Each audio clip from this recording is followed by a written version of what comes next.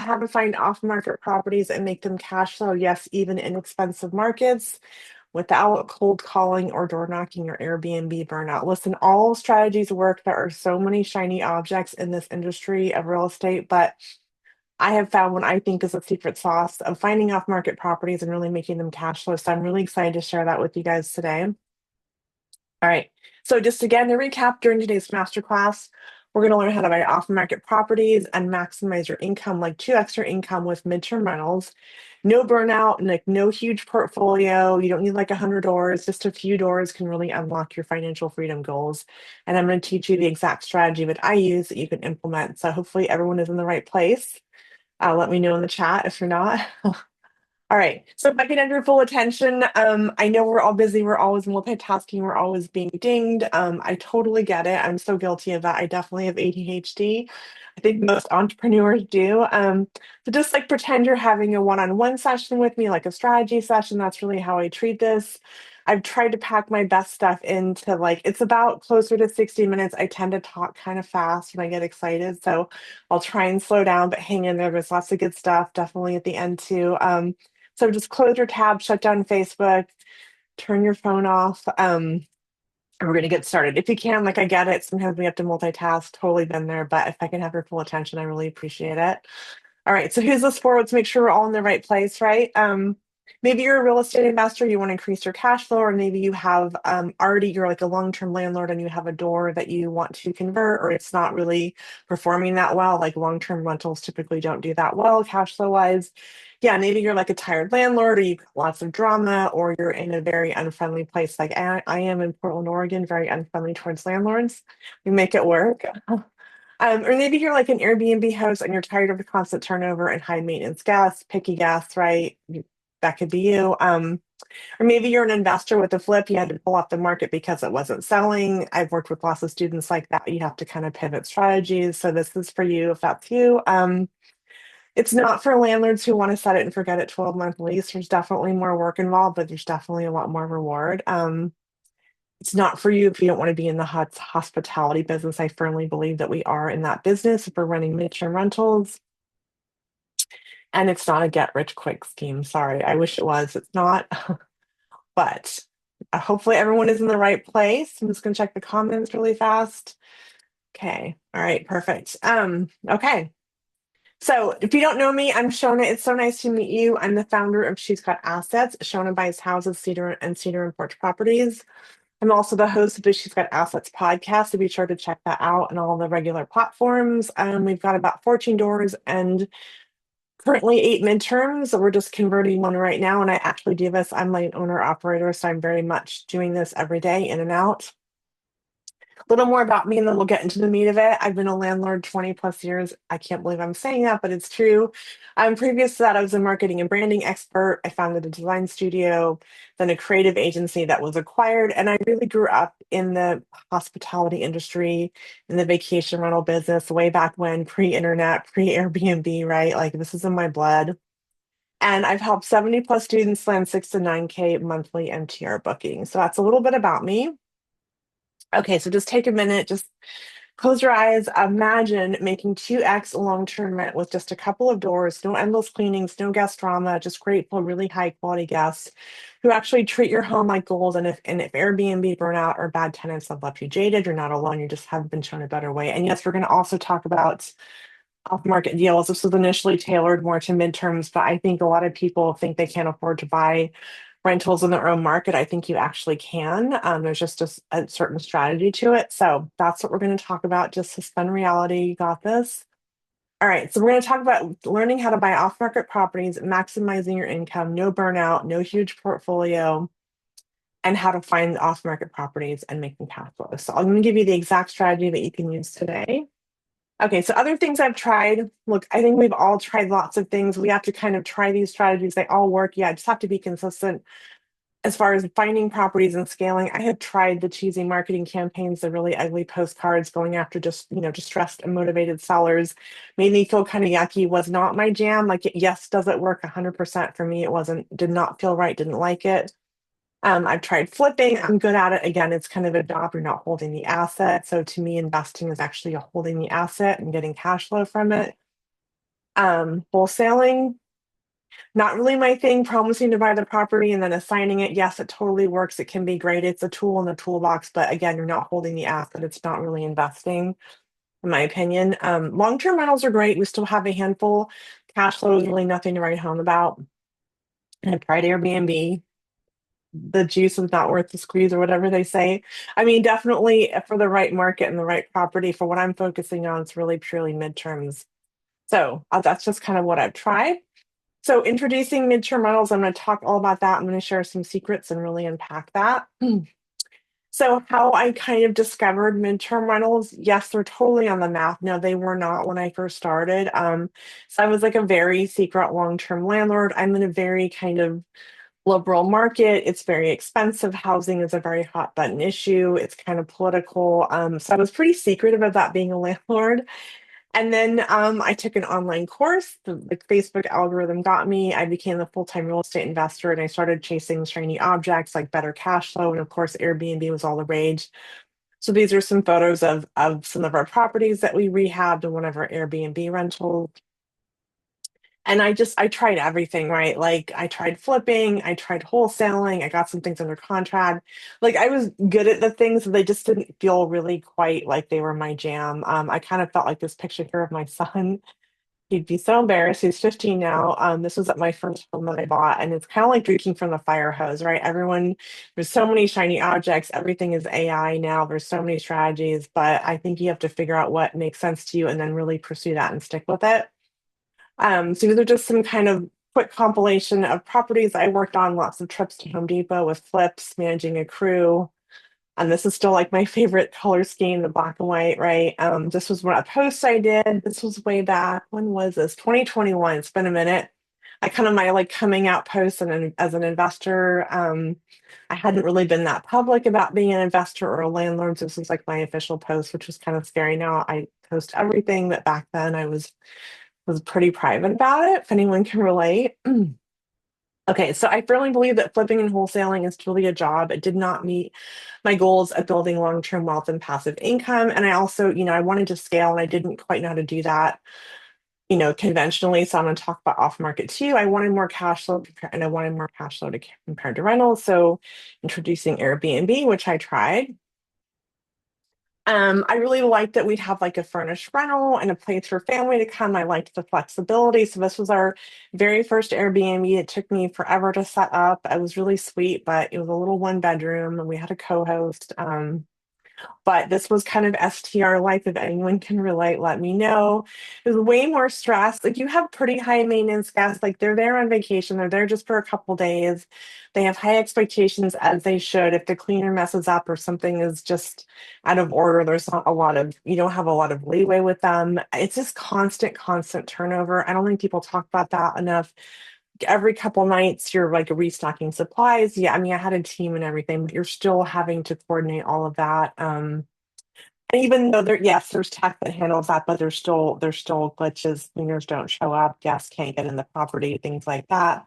You're also constantly worried about your reviews. You're always kind of at the mercy of your last review because if you get a bad review, the algorithm won't show your property, right? So you're always kind of worried about that, even if you do your best to give a 5-star experience. Again, just kind of high maintenance guests. They're on vacation, they have high expectations. Um, and you're only as good as your last review, right? So here's some examples. We have like, I think for the first year, we had solid 5 stars, and we had a couple of hiccups, right? So Katrina says, such a cute spot to spend away from home and feel like you're on vacation with a fun Portland theme throughout. But she gave us 4 stars, right? Which like you think that's a 5-star review, and guests don't understand anything less than a 5-star is really bad. It's considered a bad review. It's very detrimental. So you're just constantly worried about reviews. This is another example. This was a 3-star review. This was just a total cluster. We bought this property in the summer. We had a mini split. Now we know it's heat and AC. At the time, it was very new. We didn't realize it was heat. We thought it was just AC. And so the heat wasn't working well. It was a snowstorm. The guests checked in. They were just really unhappy. They were freezing. So just a bad experience. And I felt terrible. And they left us a bad review. And It was just an example of like when guests are only there for a couple of days, like their expectations are high and everything really has to be perfect. So we don't worry about that with midterms really at all. I mean, it does matter, but not nearly as much as short term.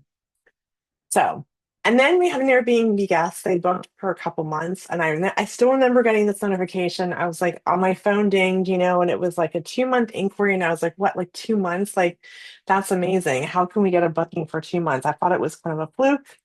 Um, so we had no turnover or cleanings for 2 whole months. It was very consistent income. I wasn't constantly restocking supplies or checking on things after the cleaners, not making sure guests got in okay. And we had a co-host, but there was always an issue with the smart lock or something went wrong. I feel like constantly there was just always like a lot of back and forth. Guests, they're not asking how to use a thermostat because they're staying a minute, right? So all these things that can come up, even if we have the best communication and reminders and all of this stuff and house notes, there's still typically some questions with short term. All right. So at first I didn't know. I didn't know that midterm was even a model. Like I had no idea. I thought I just stumbled on something. I thought maybe I just got lucky with a longer stay. I'm gonna check the questions really fast, see if anyone has questions. Okay.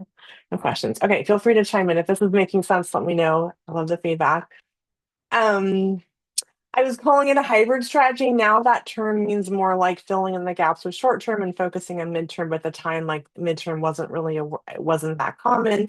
I didn't know how to furnish properties quickly. I didn't know where to advertise, how to advertise. But then I went all in on the MTR strategy. I learned how to test the market for demand, how to quickly furnish, where to market, and manage with just a couple turnovers a year. So going from like every couple nights to like a couple a year is a major difference in how your stress managing properties. So it was really a game changer.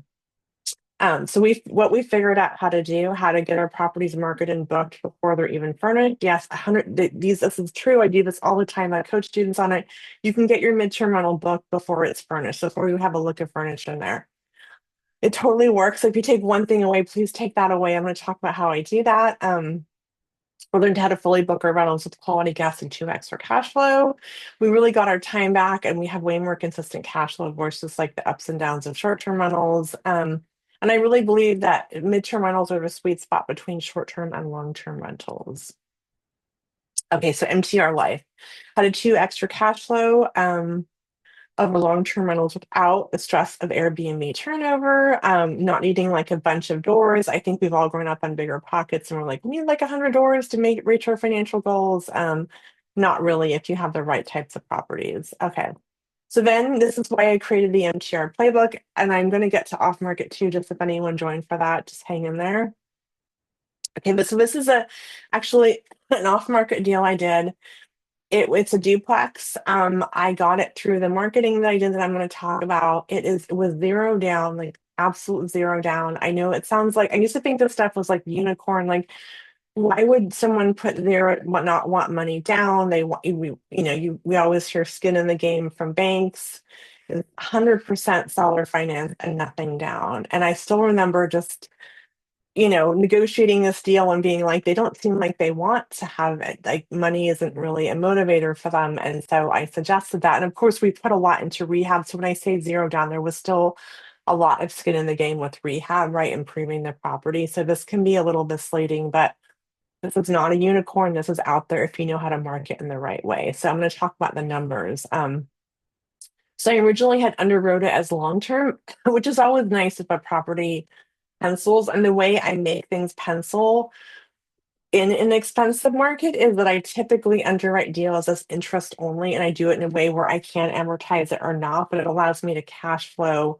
Yes, I'm not paying down equity, but we're also getting a lot of appreciation being in an expensive market. So to me, yes, you can have equity, you can have appreciation and cash flow in your own backyard. I know that's like not conventional wisdom or thought, but I believe you can. So I underwrote it as a long-term rent. So kind of the numbers, right? Total about 2,600. And then midterm rent, studio is about 2,000. The one bedroom, it kind of varies that we got an insurance lead for like 2,800. So the monthly income 4,790. Our PITI expenses, again, this is all your utilities and paying the note. And the reason that it's interest only and or more. That's how I make this cash flow, and that's what I can teach you how to do. But you can't really negotiate that with the bank, right? They're like, here's the terms, here's the rate. You don't have any really negotiating with banks, right? Especially like hard money, right? So the monthly net cash flow is about 2190. The annual is about 26K. And this is this sweet little duplex. It's a one bedroom and a studio. And I got both sides booked before they were even furnished because I advertised them that way. And I'll teach you how to do that. But yeah, there was definitely some rehab involved, but this was an off-market deal. Again, zero down, 100% seller finance, and it came from the kind of marketing and relationship-based marketing that I teach you how to do. I'm going to check the comments. I don't see any comments. Okay. All right. Excuse me. So this is another case study of a duplex. This was on market. So long-term rate, again, we underwrote it as long-term. Ideally, things will pencil as long-term or squeak in, right? We always want to be really conservative when we're underwriting. So the total long-term rent was about 4,400. Then again, we tested the market. I'm going to teach you how to do that. We tested the market. We actually went midterm. So the 4 bedroom, 2 baths, about 6K a month. The 3 bedroom, 1 bath, about 2,700 a month. So the monthly income is about 8,700 a month. This is on one property, right? This is not like major multifamily. These are our expenses. Monthly net's about 5,495. Again, this is on one property, right? Just think if you had a couple of these, what your life would look like, what your cash flow would look like. So annual cash flow about 66K. Again, on one property, it's a duplex in a very expensive market, right? This is not like in the Midwest somewhere. These are expensive, relatively expensive properties, right? Okay, I'm gonna check any questions so far. I don't see any questions. Okay.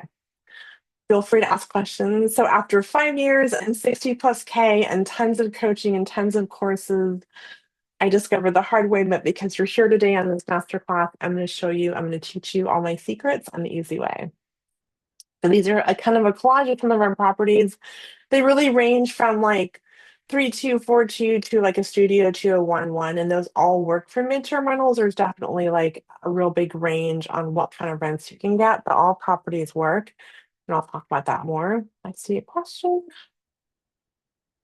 How many months do you have vacancy? I mean, it really depends. I would pencil like 75 to 80% vacancy, right? But I think when we think about that, long term has vacancy too, and we don't always talk about that, right? Like long term isn't always booked, right? So it's more of a long term, but it's less than short term. So when you're underwriting, yeah, be really conservative.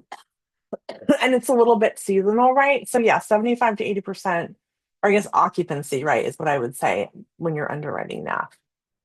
That we're making so much more when it's booked that it kind of compensates for that, and it's still worth it, in my opinion. Okay, we're going to go over 3 secrets of midterm rentals and financing.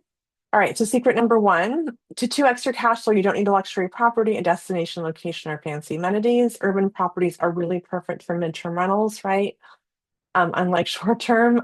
Secret number two, you can market your midterm rental to get direct bookings without any experience and stay booked without a fancy website just by optimizing your listing and showing up in the right places. Yes, even before it's furnished, it totally works. And last secret, you do not need conventional financing to buy a property always, because some properties actually come with financing built in if you know how to market the right seller and structure the deal. So I see a question. I'm going to answer that. Um, how many months vacancy? We covered that. Also, it depends on local regulations. Why do you? Yeah, so great questions. Yes, know your local regulations. Some places are really STR friendly, some are not. So in Portland, Oregon, where I'm at, I can't do STR because I don't live in the property, so that's not an option. If you happen to live in the property, it's 100% you can do that. There are some workarounds, but they're pretty lengthy. And so you have to understand your local regulations. I happen to be in a place where I can't do short term because it's not allowed legally. So just have to know your regulations, and then you can definitely do the hybrid strategy 100%. I just can't personally. But a lot of students do. It's a great strategy to like fill in those gaps for sure. Good question. Okay, the secret number one, the 2 extra cash flow, you don't need a luxury property, a destination location, or fancy amenities. Urban properties are really perfect for midterm rentals. So let's talk about what makes a good midterm rental. Again, you don't need to be in destination locations. Like I think with short term, we're looking for oceanfront and beachfront and really vacationy places, which tend to be very expensive. We're looking for very large properties. We need all of these fancy amenities, right, to make them get booked. So I think the ideal midterm rental, like again, all properties work, but if you're like hunting for a property, I think it's a 3 bedroom, 2 bath. Most properties work. What I love about this 3 bedroom, 2 bath or larger is that this is great for families, people in transition, especially displaced families with insurance claims are typically always looking for, a 3-2. Sometimes they'll take a 2-1 or a 1-1. It's not that common. And this is where we get the larger numbers because they're really paying for the flexible lease terms. So this is really the ideal size property, in my opinion. Function over fancy. You do not need a pickleball court, hot tub, a fire pit, right? It needs to be nice, well appointed.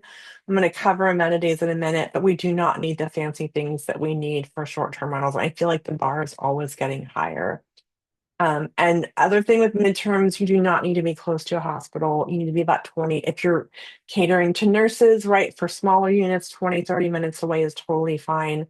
I have properties very close to hospitals are typically not even rented by a nurse. So, people want to be in nice, safe neighborhoods. They're not necessarily looking to walk to work. So I just hear this a lot, and I would like to mention that.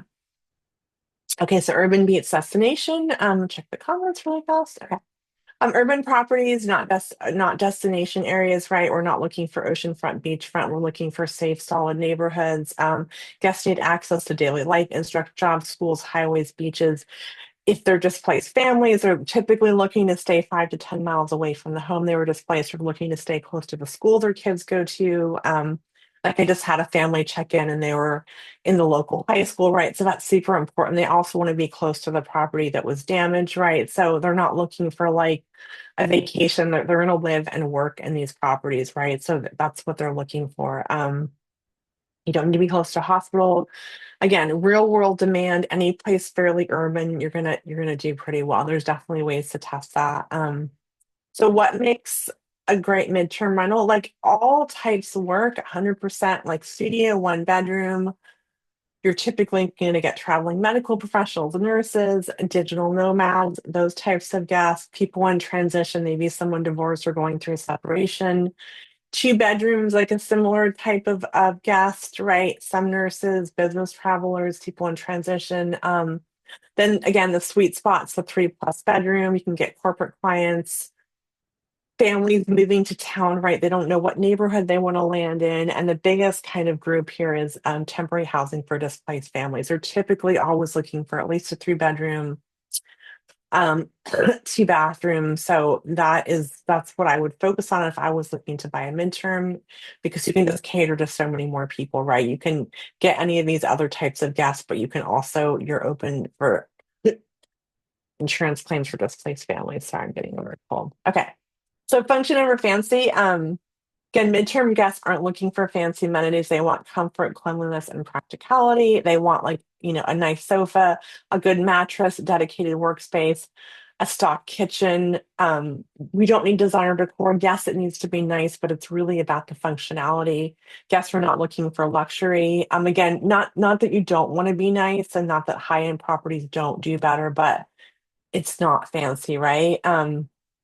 I really believe you don't need to invest in like super fancy furniture. It needs to be solid, well built, but it's not super high end, right? Unless you're going after a really high end market. You don't need a bunch of trendy amenities. You're focusing on livability, not like Instagram worthiness. Okay, so we're going to talk about the most in demand amenities. Hands down, you probably heard me say this. If you can be pet friendly, please be pet friendly. Most people are traveling with pets. If they're displaced, they're probably going to have a couple dogs, a cat, and what are they going to do with their pets? They're not going to like leave them with a friend or, put them in a boarding house or something. You 100% need to be pet friendly. There's ways to mitigate that. If you have questions, talk to me. But I hear so many times from guests like, oh my God, it was so hard to find a place that was pet friendly, especially cats. People don't like cats. I'm cat friendly. Again, you just charge a pet fee and you screen your guests well. And typically, if they're responsible guests, which they typically are with midterm, they're going to be responsible pet owners. So I can't emphasize that enough. And with that, people always want a fenced yard, like hands down, that is so important. They typically don't want to share a yard. They want to open the door and let their dog out, do their business, and that's really important.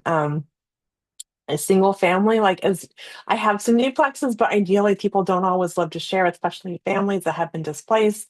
They want their privacy. They don't want to have any shared units.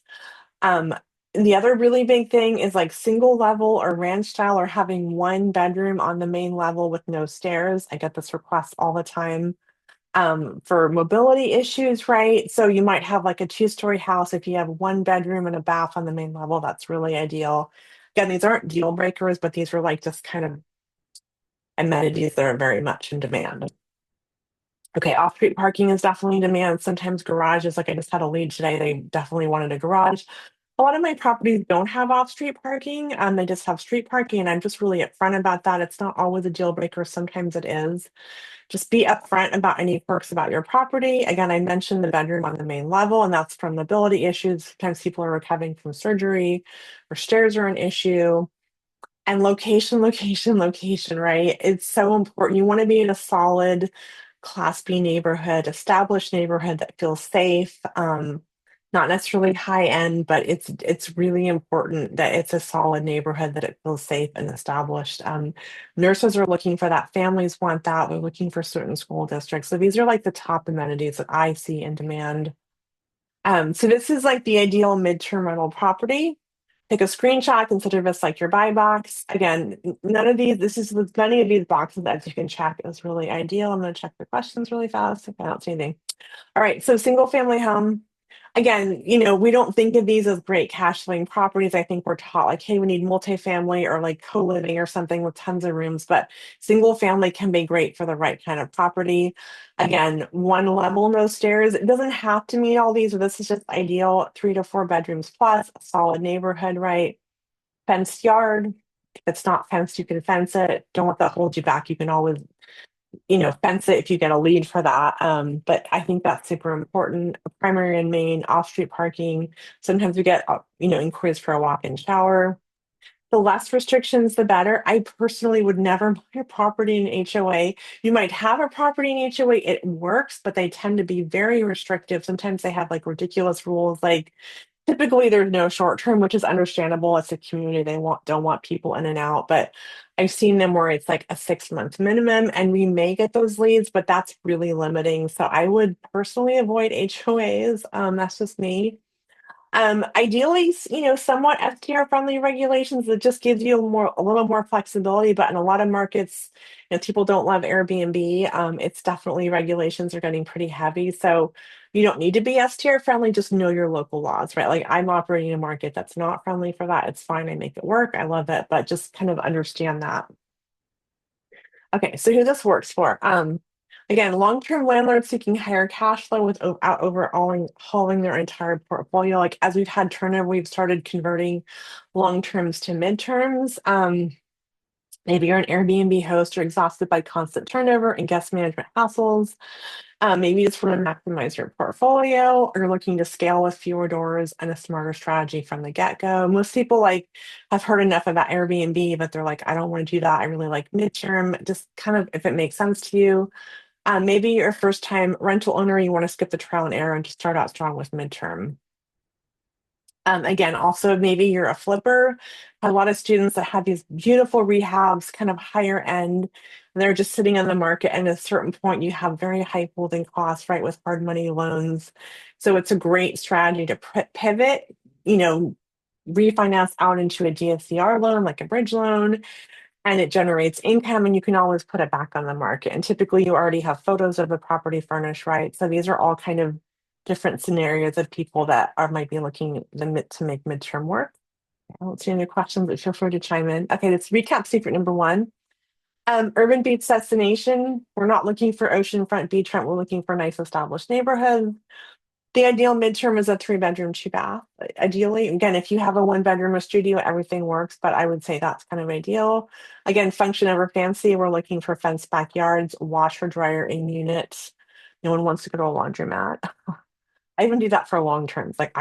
Yeah, I don't want to go to a laundromat. So include that. And I would say that's mandatory. Well-stocked kitchen. Um, dedicated workspace, high-speed Wi-Fi, all those basics. You don't need to be close to a hospital. Guests are not just traveling nurses. I think a lot of people think that they're really B2B corporate travel and displaced families. So that is a recap of secret number one. Okay, secret number two.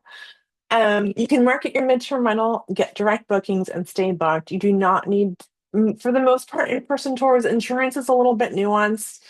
Most of my bookings are sight unseen. I'll talk about how I do that. You just really need to know how to optimize your listing and be in the right places. And yes, you can get your place booked before it's even furnished. It totally works. And that way you're not spending all this money on furnishing and not even sure you're going to get a booking. So that's like if you have a property you're considering going long term or considering pivoting your strategy on. Okay, so this is the marketing framework. They call it the pre-listing strategy. Don't wait till your place is furnished to get your first booking. I think people think, oh, I've got to dial it in and get all my kitchen supplies. No, you do not need to do that. You need to get your listing online. You need to optimize your listing. Make sure it speaks to the right audience. We are putting in certain keywords. We're saying monthly stays welcome, pet friendly, extended stays welcome. We work with displaced families and insurance claims. We're speaking to that audience because so many listings are so optimized. They're kind of vacation listings, or they're not using those terms like monthly stays, fully furnished. They're not emphasizing the amenities like in unit washer dryer, dedicated workspace. So right. So if you do that, people will find you, right? Just speak to who you cater to, right? And be on the right platforms. I'd say the top ones are Airbnb, Zillow. And people often forget about Zillow. Just make sure you check the furnish box. And it's okay to show your address. I think it's fine. You can watermark your images if you're worried about it. Furnish Finder is a big one. Very mixed bag of I've heard comments about it. I think it's well worth it. It's really a direct booking website. It's a one-time fee. One booking will pay for it, and then and you want to be in. There's a ton of temporary housing databases you want to be in, so you can Google that or use like ChatGPT to find those. But hands down, be in the top ones for sure.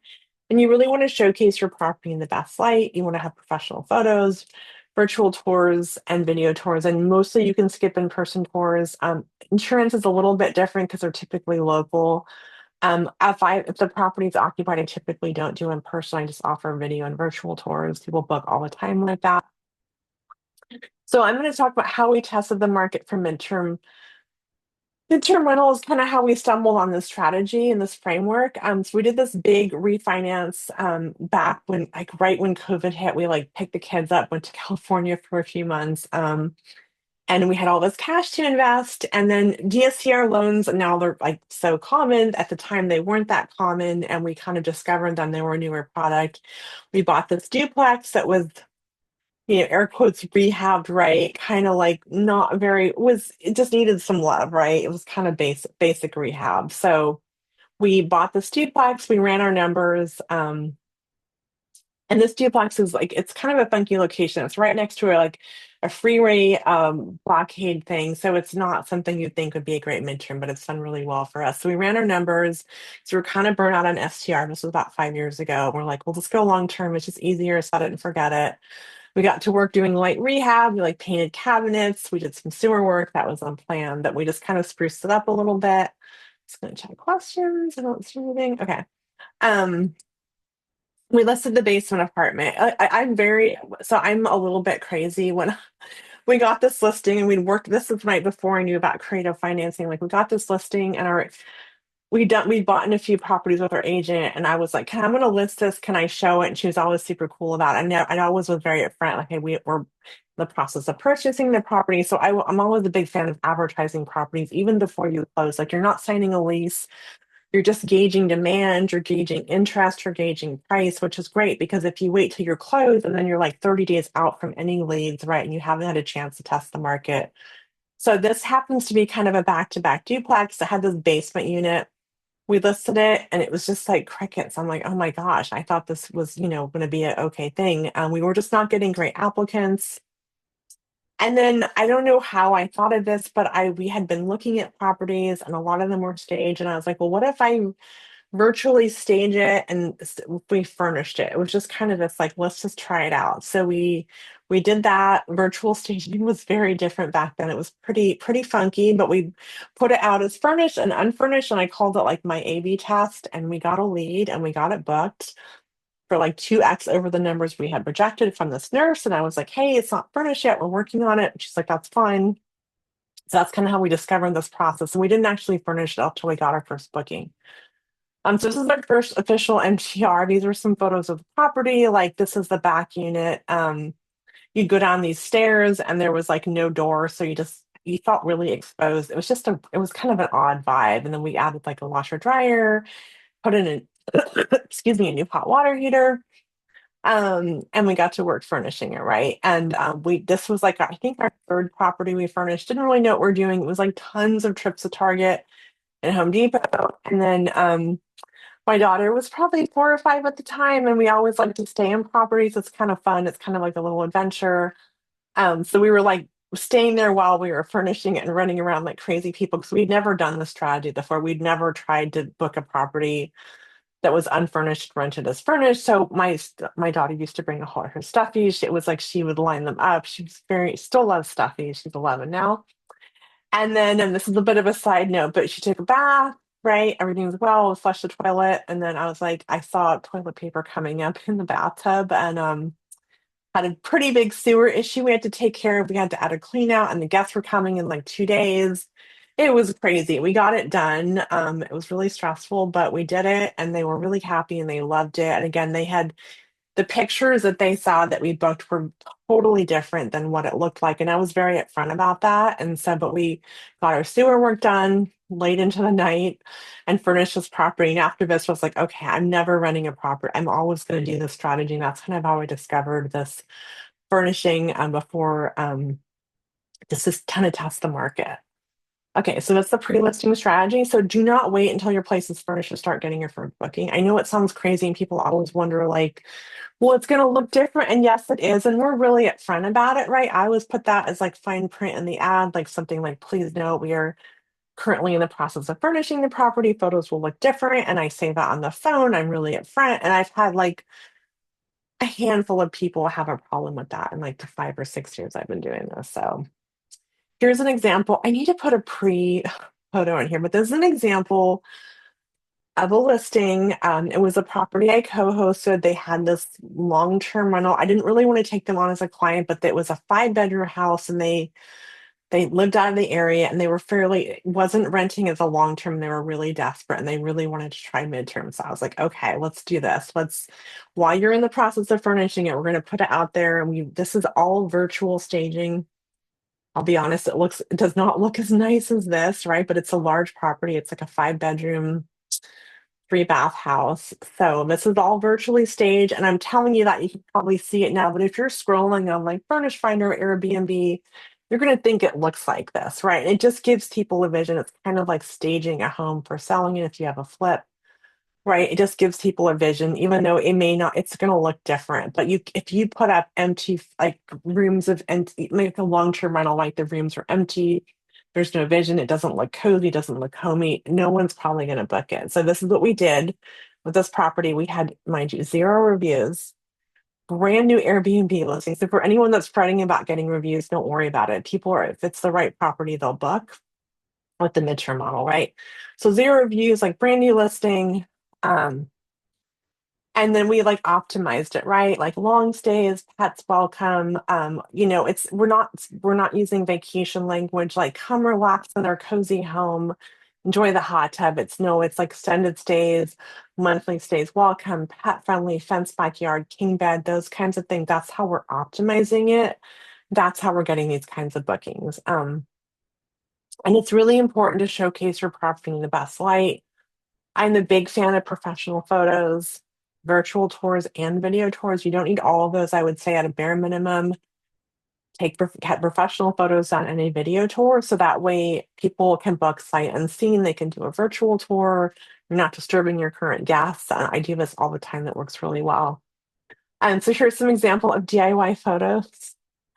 I mean, like it's just so shocking. I see these listings all the time. I'm not trying to pick on these listings, but it's like, come on, there's like the photos are going the wrong way. The bathroom is not clean. Like I don't know anyone that would book with these photos, right? So don't do this. When you're doing your pre-listing, it's okay to like do DIY photos, but definitely as you get your place dialed in, get a professional photographer, right? So I don't, would you want to stay here? Like I would not want to stay here. Or would you want to stay here, right? It's nice and light and airy, really cozy. So according to Airbnb, photos are one of the top reasons guests choose to book. And these were actually taken by an Airbnb photographer. A little tip has pros and cons. If you have like a brand new Airbnb listing, you'll get a little prompt that says, "Hey, do you want to hire a photographer?" They will send out an Airbnb, contracted photographer. It's, they're independent contract photographers. And they will take your pictures and they have a very distinct style. They're usually light and bright and airy and they're really good. The only caveat is they stay on platform. They don't send you the photos. So you have to like download them. You don't really own them. And so that I wouldn't necessarily recommend it, but if you're on a really tight budget, they'll just take it out of your first booking so you don't have to pay for photography up front. So it's an option. I've used it a couple times, but the downside again is you don't get the original photos, you don't actually own them. So um again, and tip number four, be on the right platforms, Airbnb, Zillow, Furnish Finder, Verbo, and all the temporary housing databases. There's a tons of independent like lead connectors. I have a whole list in the course, but just Google it, go on Facebook groups, they're all out there. They're like people that get insurance leads and they look for property. So you can put yourself on those databases. You can also list yourself directly in temporary housing databases, like the big ones are ALE, Sedgwick, those types of things. They all have databases you can actually submit yourself to. So that's really important part of your marketing. And it's a quick case study here. This is Kimberly. She got booked before the remodel was even finished. So she says, "We own a duplex in Beaverton, Oregon that had been rented long term since 2021. When one side became vacant in November, we decided to try Shona's midterm rental strategy. The unit needed a big renovation starting in December, but instead of waiting, I followed Shona's advice and pre-listed it using stage photos." Everyone's a little skeptical about this. Like, I don't know. I'm like, just try it. She says, "We're fully booked from January 3rd to March 15th before the remodel was even done. They were actually rehabbing the property and they got it booked." She says, "These bookings far surpassed our long-term rent, total game changer." And I remember this case study. The people that booked it just needed to use the address, I think, for a school address for their kids. So they didn't actually even move in. So it was they got to finish the rehab and they got it booked. But yeah, most people are waiting for a rehab to be finished. I think it was going to be finished, but they pre-listed it. So the stuff really works. Okay, this is Patty. She said I landed a 6,200 a month booking in a week before she even moved out. And I remember her taking pictures. She's got great taste, great style. And then from like she was like moving the furniture things out of the way and taking pictures. And it totally worked, right? So she says, "I listed my property and got a $62 a month insurance booking within a week while she was still living in it, no less. Shona's system work showed me exactly where to list, how to attract the right guests, and gave me confidence to move fast. Now I'm converting more of my rentals to midterms, building the business I've always wanted with way less stress." And she had kind of come from long term and short term. So just a couple examples here. Okay, this is Allie from Subject to Deal. The 4K month with cash flow before it was even listed. So in just a few weeks of working with Shona, I closed the Subject to Deal and turned it into a midterm rental. And I love the pairing of creative financing with midterm. I'll get more in some more case studies. Before it was even listed, it was booked by a displaced family, and now it's set to cash flow about 4K a month. And this is on one property, right? That's a pretty big game changer. So pairing creative financing with Shona's marketing strategy has been a total game changer. So these are just some actual examples. Okay. Here's a case study. This was that property I showed you of the living room that was virtually staged. This is what the Airbnb listing looked like. You can see these are all virtually like the kitchen is the kitchen, right? But there was no dining room table, there was no bed in the bedroom. These are all virtually staged photos. And I don't think I think if you're just scrolling, you wouldn't know that. Again, we were really upfront about it in the listing. So, and then we got booking request. It was like a 17K booking request. The listing had been live for, I think, a couple weeks. And it was a family. And they had two dogs and they had a new baby, and their kitchen had been totally, I think there was a water leak. So they were like washing their baby bottles in the utility room. And they were so happy to have a comfortable place to come to. So, and if we had waited to get it fully furnished, we would have missed this opportunity, right? So, just get out there and list your properties if we're thinking about this. It really works. Okay, so multi-platform visibility. Don't list in just one place. You want to be seen on Zillow, Furnish Finder, Airbnb, and insurance housing databases, even on social media sites. Like go to midterm rental groups, post it on your own social. The more places you show up, the more opportunities you have to stay booked. I really don't think you need a website initially. As you grow and scale, yes, you should have a website and branding, but you do not need a website initially. There's no one's going to come to your website unless you're really optimizing and pushing it. So just be in the right places. Okay, so to recap, secret number two, use the pre-listing strategy. Don't wait till it's perfect. You want to optimize your listing. You want to showcase your property in the best light, which means professional photos, virtual and video tours, and you want to be on the right platforms. I don't see any questions, but I'll keep going. So just feel free to chime in. Okay, secret number three. It's kind of one of my favorite things. I think as investors, as we scale, right, we start to tap out on conventional financing. And so there are other ways to buy properties without a bank. So you don't need conventional financing or banks to buy a property.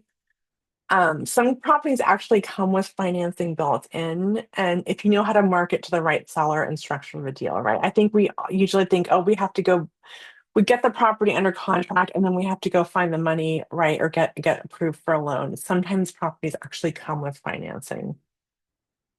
So this is not, I used to think seller financing was like this unicorn thing, like it would never happen. Like, why would someone seller finance a house to me? That's crazy. It's never going to happen. I went to a real estate mastermind, a couple of them, and you had to jump in the pool a couple times with your fully clothed. If you know, it was not very fun, really intense.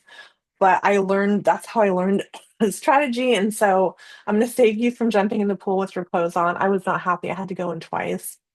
Really unhappy about that. But I think it was kind of worth it. But that's kind of how I learned seller financing, deal structuring, understanding the seller. So these deals are out there if you know how to market for them. I promise.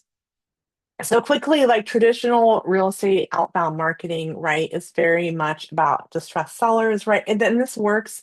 We can't help them, but they're typically being harassed by a lot of people.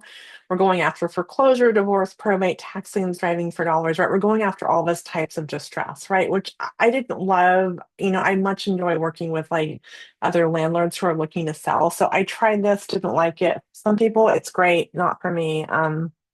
So I had a student. Emmanuel, she says, celebrating because another off-market lead called me today. This stuff works. Thank you, Shona. He said, yes, I told him I would draft up the paperwork. It's free and clear. And the inspection timeline of 30 days is fine with $500 earnest money, right? So these are the kind of things that we can negotiate with off-market. On-market, you have 10-day inspection period. That's very standard. You're putting, 4 to 5% earnest money down. You can't negotiate these crazy deals that with off-market direct to seller if you understand how to talk to them in deal structure and build that rapport, you can structure deals like this. So traditional real estate investor marketing, outbound tactics, right? Cheesy postcard mailers, fast close, cash offers, no repairs, automated SMS campaigns, cold calling, driving for dollars, pulling lists, ringless voicemails, bandit signs, the signs like you see on telephone poles, like this all works, but to me, it didn't feel authentic. It wasn't my style. It wasn't my vibe. So I learned a different way that I'm going to teach you, talk to you about. Again, more examples of traditional real estate investor marketing, fast cash, no repairs, and usually they're very low cash offers, and most people don't like them. So it's really a volume game. And this is the typical seller response, right? When you make a cash offer, because they think it's going to be close to a retail offer. So I don't know how this makes you feel. To me, it was like, there's got to be a better way. And that's what I learned. So I'm going to break it down how you can get off market properties without all of that yucky marketing. Again, it works. If you're doing that stuff, that's great, but you really have to be consistent and you have to go after tons of leads to get deals. So what you start with is a hand-picked list and like this direct mail formula. And the list, essentially what we're going for is we're going after, tired landlords that are free and clear, that have owned the property a long time, because if they go to sell it, right, they're going to have a huge capital gains hit. They're going to pay a lot of money towards the government, and a lot of landlords are pretty salty about that. They've been maintaining this property for a long time. They really don't want to pay 30% of their sales to the government. So that's who we are talking to with these lists. There's a very specific formula for that, but it's essentially that's what we're looking for: tired landlords that are free and clear, that have owned their property for a long time, right? And they may not have want to go through listing it, but since they've owned it for a long time, they might be open to selling it, right? So we're going to create our list, we're going to process the list, produce it, and then mail it. And this is all done in a very specific way, right? And the beauty of this type of marketing, this kind of as direct marketing, is that we're shopping for a person as much as we are shopping for a property, as one of my coaches put it, Jeff Stevens, right? So the beauty of looking for off-market properties with this kind of criteria is we're buying a property that can potentially come with financing because they are free and clear. The owner can actually finance it. They can essentially be the bank, but that means like there's no banks. We're not going through underwriting, which is absolutely miserable. They're not looking at debt to income ratio, right? You have to build that rapport and kind of understand what they're looking to do and what their goals are. Like typically they can 1031 it, or if they sell it, right, they're gonna have to deal with on market. And if it's occupied, it's a total hassle for their tenants and they're losing that passive income, right? But if they sell or financing it, it can really be a win-win. And that's the secret here. It's really a win-win for the sellers and for you as the buyer. If you understand how to deal structure it and just figure out what they're looking to do, right? Because you're offering them passive income secured by the asset, you're improving the asset, they're deferring their capital gains, right? They're just getting this passive income without all the headaches of owning a property and managing it, right? So it is truly a win-win if you know how to market in the right way and understand sellers and deal structure that. So this is the secret direct mail formula. We're sending it out in like, a nice invitation size envelope. We're actually hand addressing it. We're using a template and mail merging it, but it very much feels like a personal letter one-to-one, even though we're doing it at scale. And that's where we actually get inbound phone calls, right? With this type of marketing, people that are willing to have a conversation with us, that we can understand what their goals are.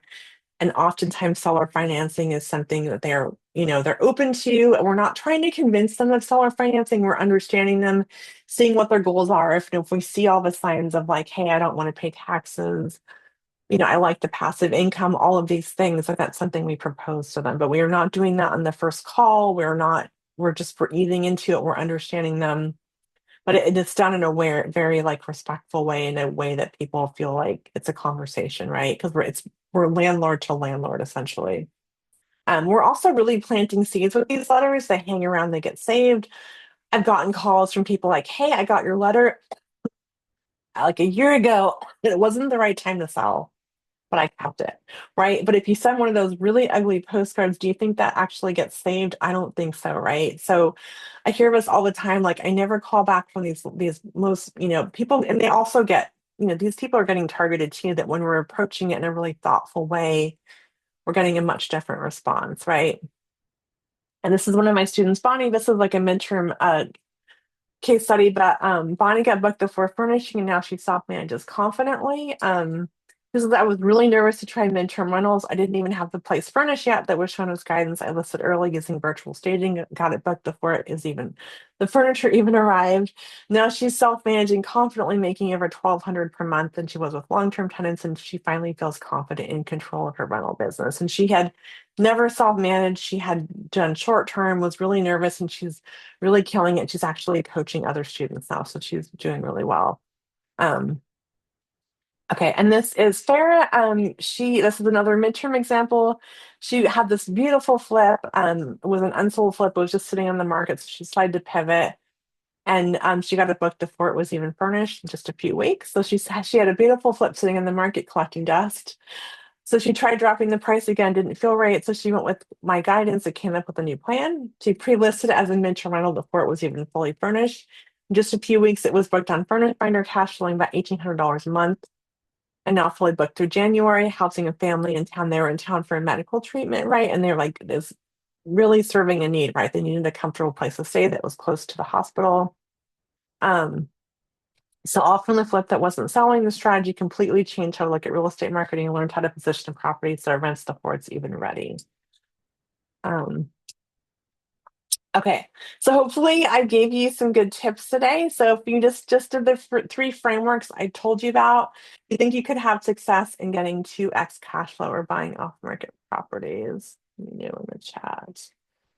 Okay. Okay, so I'm going to recap the three secrets of midterm rentals. The two extra cash flow, you don't need a luxury property, a destination location, or fancy amenities. You really just need an urban property and a good location that has the right amenities that are in demand. Secret number two, quick recap. You can market your midterm rental, get direct bookings without any experience. You can stay booked. You don't need a fancy website. You just need to know how to optimize your listing and be in the right places. And yes, you can do this even before it's furnished. And this is like from the other deck. I'll just recap really fast. Typically, midterm rentals have very high caliber guests. They'll treat your property like home, and it's really easy to self manage. And just to recap, the other secret, you can buy a property in an expensive market, make it cash flow, and get financing, right? So you can actually invest in your own backyard. I firmly believe that. So, okay, so let me ask you a question. Are you okay if I share how I can help you implement all the stuff I've shared with you today, all the secret sauce, all of the tips and the tricks? So let me know in the chat. Chime in. Don't be shy. I could wrap this up sooner if you wanted. All right, I'm going to assume you guys want to hear it, so I think we're being shy. All right. Okay. So here's what you're going to get when if you decide to invest in yourself today. I think I see a chat. Okay. Yes, Richard Hall. Okay, awesome. Yes, Aaron says yes. Okay, yay. Okay, here we go. All right. So you get the MTR playbook. So the MTR playbook is like you're kind of borrowing my 10,000 hours. I'm giving you the full recipe, all the how-tos, everything. I'm really kind of your guide in this journey from going to like either you're looking to buy a property, you have a property that you're looking to convert, like I am the guide, you're kind of on this path, right? So I'm really guiding you through that whole process. So what you're going to be able to do through the process is how to test the market, like I said. I love this if you have a property you're considering converting. It's a real market test. You're gonna learn how to chew extra cash flow. You're gonna learn how to furnish easily. I have like a full furnishing list, exactly like what to buy, what beds, what mattresses, smart locks, smart tech, all the stuff that we really can agonize over. And it can be a little daunting to furnish a property, but be able to do that with ease and how to manage really confidently with the right systems in place. So we're going to be able to replace. I'm thinking you need like 100 doors to hit your passive income goals, worrying if tenants will trash your property because these are high caliber guests. I've never had any damage in a midterm rental, I'll be honest. You're not stressing over your last bad Airbnb review. You're not dealing with high maintenance guests and high turnover. You're not filling in for cleaners or managing the chaos yourself. You're not relying on property managers who may or may not be doing a good job. Like you don't have to self-manage. That's kind of what I teach, what I love, and so much more. So the problems this solved for me, I learned how to really test the market. I think that's a lot of times people's biggest question, especially if you have a property you're considering this with, you're second guessing if there's demand, you're not investing like a bunch of money in furnishings and then not getting any bookings. It used to take me forever to set up a property. I didn't know what smart lock, all the smart tech, like how many TVs, like, by the way, I just put one TV in our properties, never get any complaints. All those little tips and tricks, I'm giving you all of that guidance. I'm teaching you how to market and where to market and how to optimize your listings and getting a clear picture of who you're actually marketing to. And then the management tools that really take the headache away, right? Especially in a market that's kind of dicey for landlords. There's definitely specific software I recommend that you work with to make sure that you're covering yourself. Okay, so you can learn from all my mistakes. You get to save time and money. You get to borrow my 10,000 hours. I have this little analogy here. Like my kids, they're like 11 and 15, and they love baking. And, we get the little cake mixes, and it's like, put 3 eggs and half a cup of oil. And I'm giving you the exact recipe to follow to get your listing online. It takes away all the guesswork. You just kind of get to follow the formula and the strategy to get it done. And you have my guidance with that. And what's included in the MTR playbook, you get on-demand modules. It's a research model, how to test the market, how to check the market, how to do the research, see how much you can charge. It has a whole pricing calculator in there. And then module 2 is all about setup, like what you need, what you don't need. You do not need a hot tub or pickleball court, right? What kind of mattress, what do you need in your bedrooms? Just really down to the weeds, right? From big picture to like very detailed setup list. And then how to market your listing, how to optimize it, how to attract the right guests, and then we cover operations, how to manage, what software to use, things like that, leases. So the value of the MTR playbook is 3997 for all of that stuff that I mentioned. You get all my tips and tricks and formulas and everything that's taken me years to put together, like templates and SOPs and all that kinds of stuff. Um, but like, what else do you need to make sure you have success? I have spent years and years kind of curating all of my SOPs and messaging templates and listing templates all in one place. I'm always updating this. You basically get access to the file vault. It's kind of like I downloaded my brain.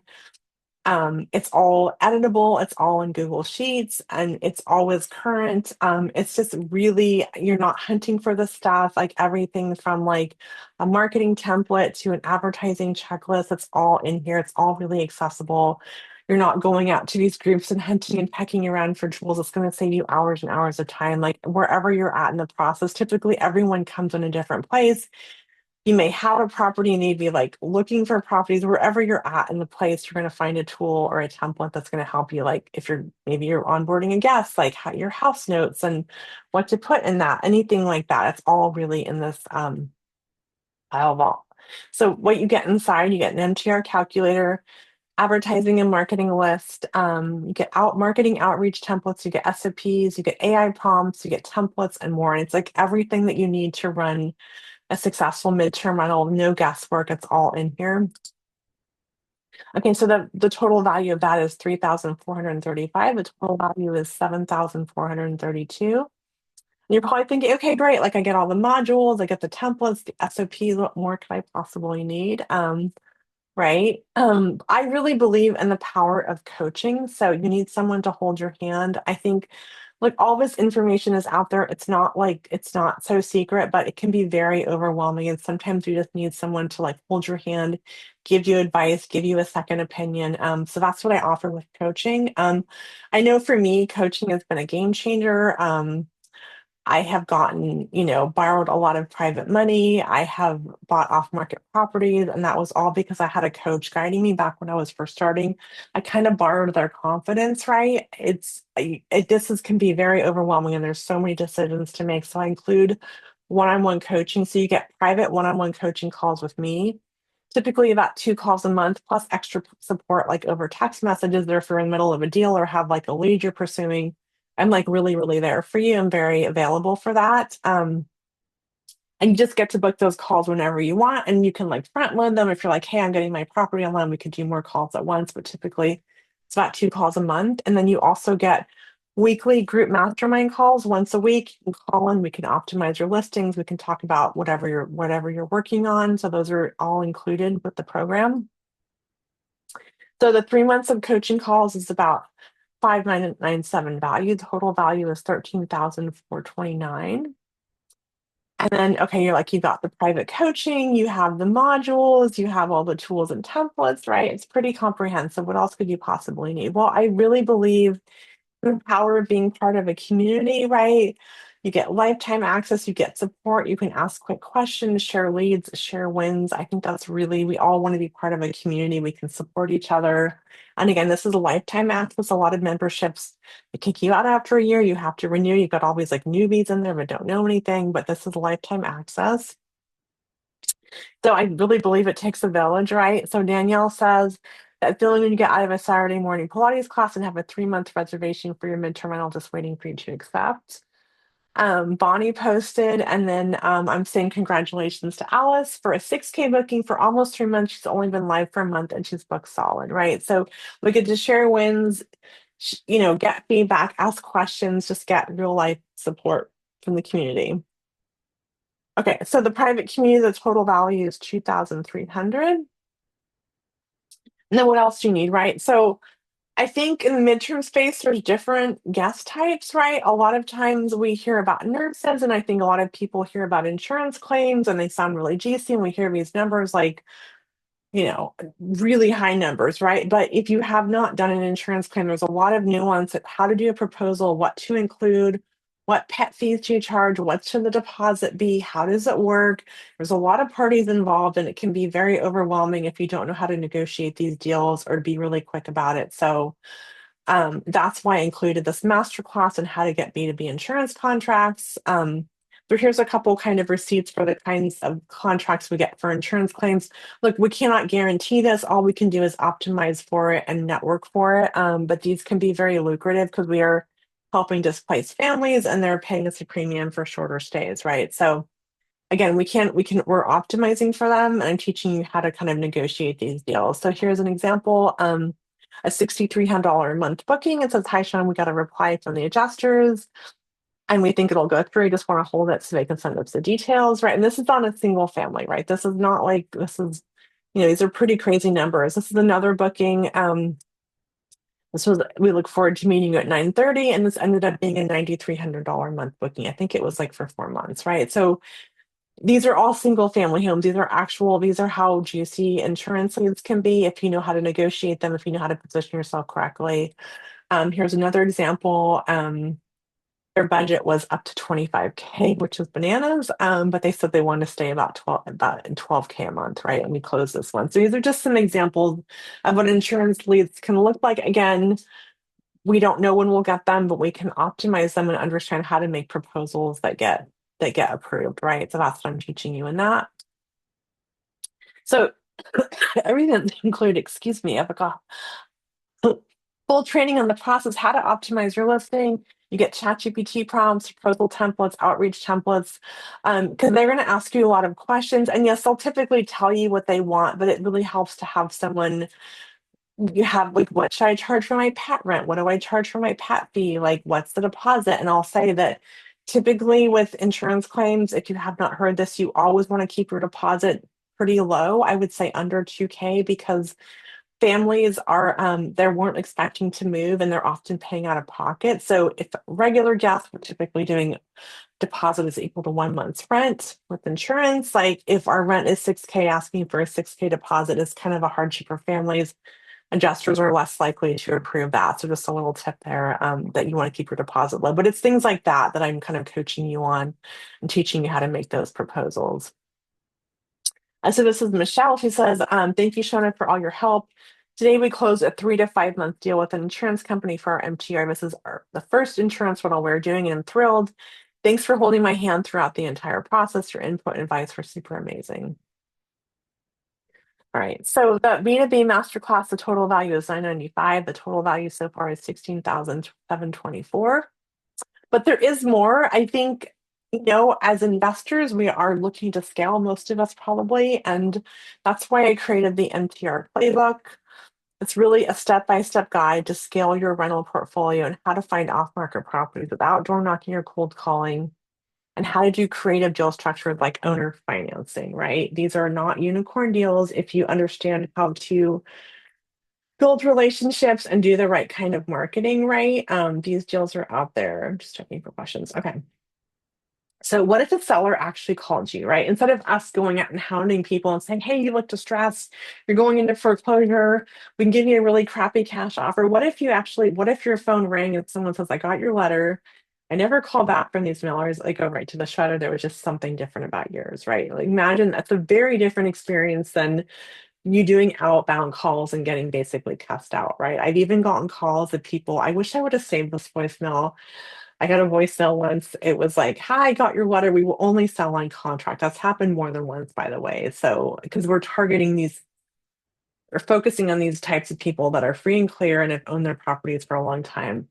There's another example. Maybe we can make a deal. I have other houses for sale too. By the way, we're getting old and we need to sell our rentals anyway. Goodbye.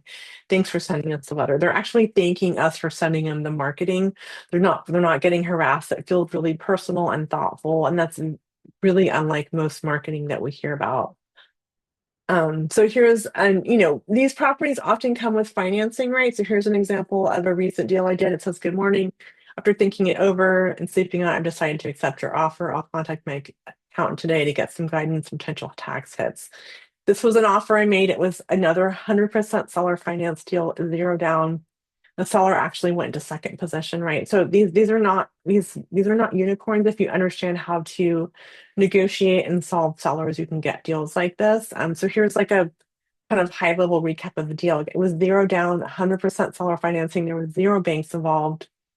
Um, And this deal came from relationship capital from another seller that I'd worked with on a previous property.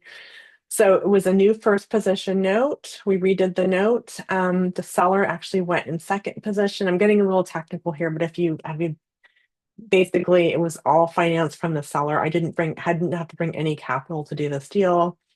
Another thing that I love about off market is you can actually negotiate deferral of interest, right? Because as we're doing inspections, right, that's always a negotiating point. But with the bank, you can't say, hey, like, so I found like tube and knob and the sewer is all jacked up. I'm not gonna start paying interest for a few months, right? They're like, hell no, we want to make our return, right? So you can negotiate deferral of interest rate, which basically means you're not making your first payment for a few months. It gives you more capital to invest in the property and make those improvements. That's another thing you can negotiate with off-market deals.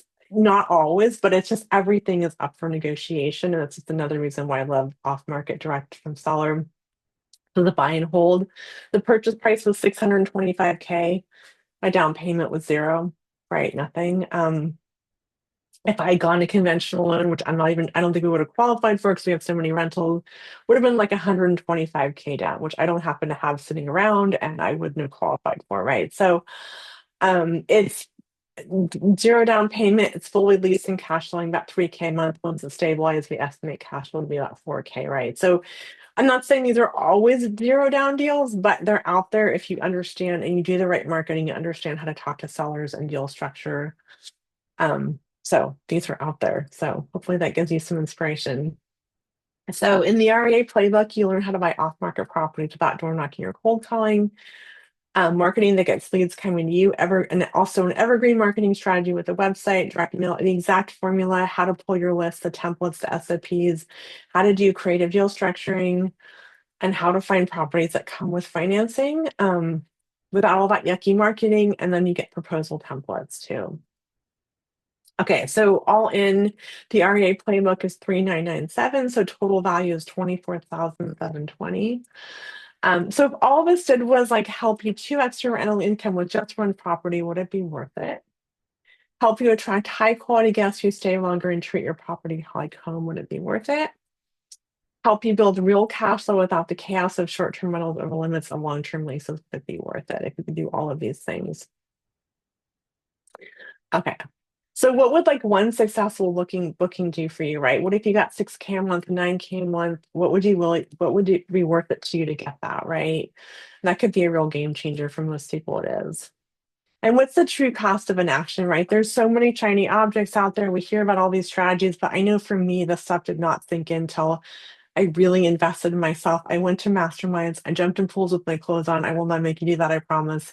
I will not yell at you. I'm very patient. I love working with students, right? So, if I had not made that leap, I can tell you 100%, if I had not invested in myself, I wouldn't be here today. I wouldn't have bought off market properties with zero down creative financing.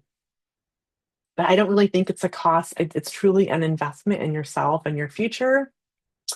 So you can see why it's a good deal at 25K, 13K for the general public. But because you sat through this master training very patiently, you can get started now for just 3,997. You just can go to she'sgotassets.com/go. I'll put the link in the chat shortly, and you get access to all of those bonuses and everything I talked about.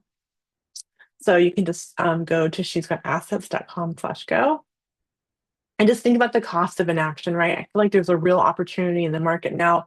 It's softened, things are sitting longer, people are open to deal structures. When the interest rates really go down, that's not going to be the case anymore. So, real estate's always going to go up. We're always going to look back and think, I wish we would have bought more properties.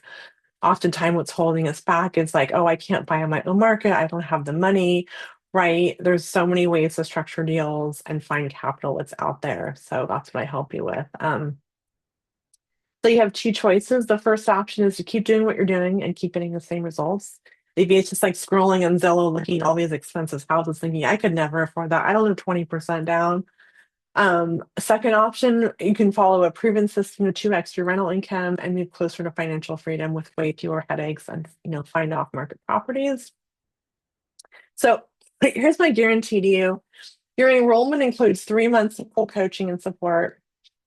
And if you're taking all the action, you're calling into the calls and you still need help, I will keep working with you until you get the results you came for. Every student that has dialed into the calls, leaned on me for support, leveraged the coaching has been really successful. So that's my guarantee. If not, I will keep working with you. And I have lots of students that will pass to that. They still reach out to support. I'm always there for you once you become a student.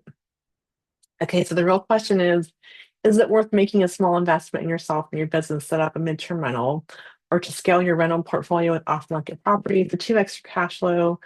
It's could pay for yourself with your very first booking and move you closer to financial freedom goals. Last thing, this is a really cool bonus. For the first 5 people, just for 5 people, you get this fast action bonus.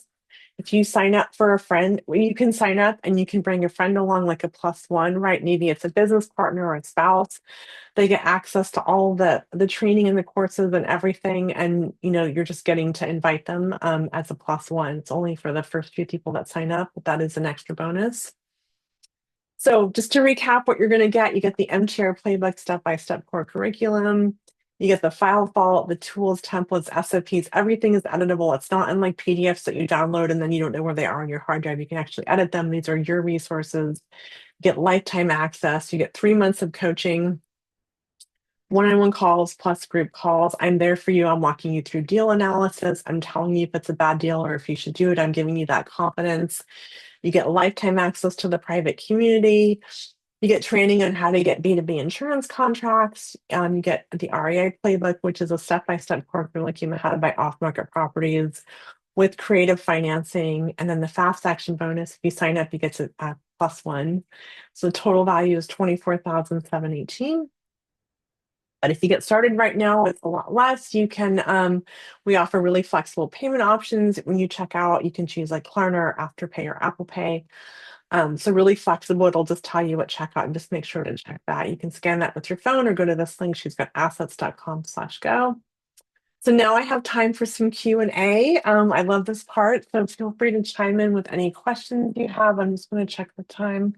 Okay, we're good on time. Hopefully you got some value from that. I'd love to know like what you learned, and if you had any great takeaways or questions or anything. Anything's on the table, or if you're like, hey, I just want to ask you something in private, you can feel free to book a call with me. I'm happy to go over your unique situation. Like if what your goals are, if this would be a good fit for you. It's not for everyone, right? You definitely have to do the work, but these deals are out there and you can definitely scale and 2 extra cash flow if you follow this process. All right, any questions? Don't be shy. See a few people on here still. You hung in there. Anything is up for game. You're welcome, Gillian. Thank you so much. I'd love to know what your like takeaways were. If there's anything that changed your mind, or what your goals are and stuff. It's always helpful for me to know because I talk about this a lot and sometimes I forget what resonates. So if anyone wants to share their takeaways, that would be super helpful. Don't be shy. I'm gonna check I did not check the Q&A. Let me just do that really fast. See if there's any Q&A questions. Okay, no Q&A. All right. All right. Excuse the cough. Geez, I sound terrible.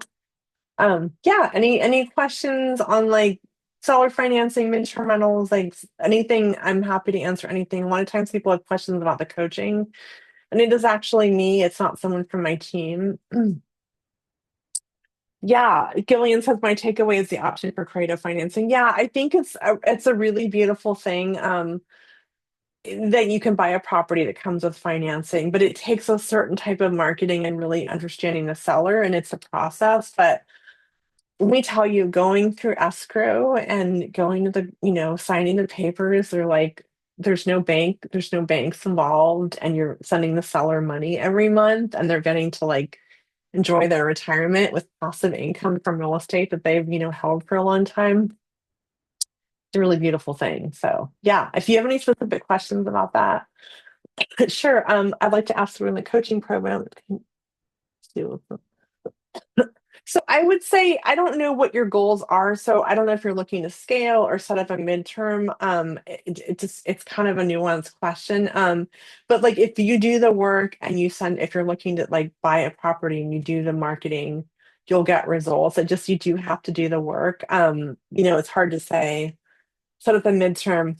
if you send out the letters, you could get, like, look, we send out letters. Sometimes it takes a minute. We can get lucky. We could get under contract. Typically, like, closing is typically 30 days, and then we're going to start marketing it. So I think if you do the work, it's totally 100% possible. And I will say it's a great time to start. We're getting into like spring, summer is typically busy season. So if you do the work and lean on me for the coaching, I think 100% you can find a property.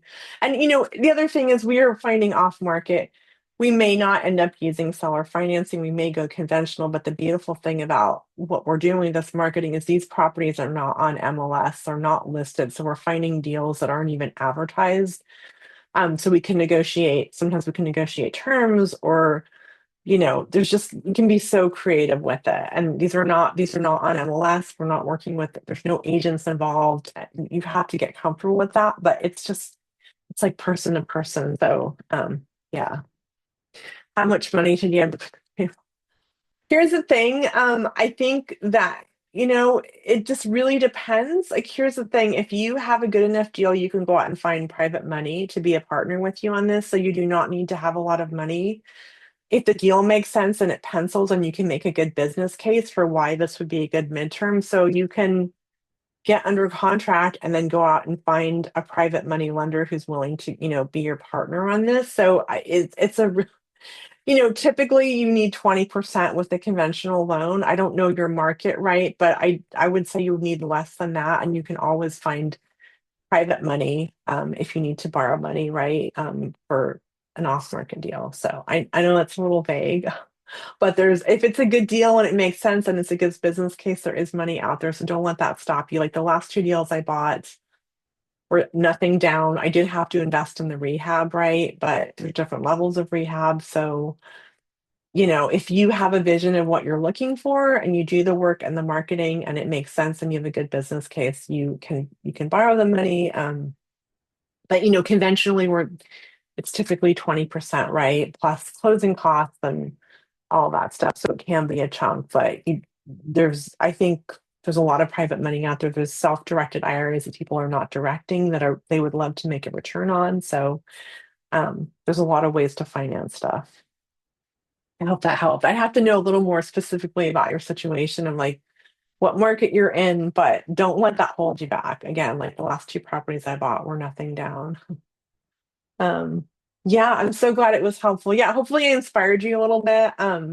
There's just a lot of creative things we can do with real estate. I think we get hung up on that having this pile of money and, you know, or having to get bank qualified by a bank, which as we all know is not so fun. And there's a lot of ways to, get capital. You may have a property you can get a HELOC on. That's my other favorite way of like getting capital. You're so welcome. I'm so glad it was inspiring. But yeah, there's lots of, I think, capital self-directed IRAs, HELOCs. There's oftentimes we have capital that we just need to figure out how to tap, or private money, right? Other people's money. So many creative things.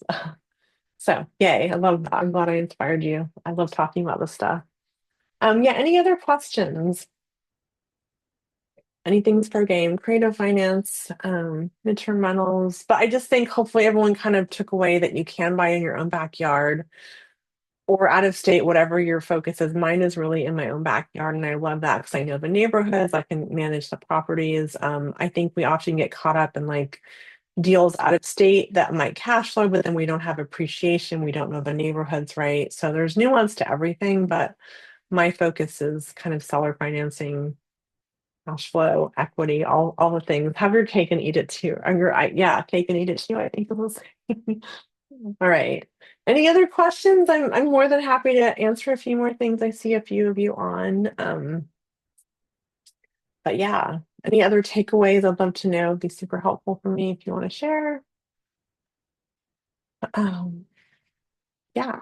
All right. Well, I don't want to keep everyone, but if you have more questions or if you think of something, you'll get some follow-up messages, hopefully. And then you can text me, you can give me a call, we can jump on a call together if you're like, I don't know, or if you just need some kind of advice or sometimes like a second opinion, right? This is if that's the right fit. Because it's a big decision, right? But I feel like if you decide to invest yourself, you won't regret it, and you can be on your way to like building or scaling your portfolio and some pretty amazing cash flow. So yeah, all right. A last chance for questions. I really don't mind any question. If you have the question, someone else probably knows too, right? So don't feel like you're the only one, or don't be shy. Like, yeah. All right. Well, if you think of anything, just reach out. I will send out the replay. You should get a message if you don't message me, but you should get a replay. It's only kind of a limited time availability. But all right. I don't see any questions, so last chance. Okay. Yeah, you're so welcome, Lillian. Yeah, feel free to reach out. Okay, I don't want to keep talking to myself, so I'm going to sign off. But thanks again for taking the time and investing in yourself. It means a lot that you took the time. Time is precious, so I really appreciate that. I hope I left you with some good ideas and some good takeaways. Appreciate your time and having you join me. So I will talk to everyone soon. All right, thank you.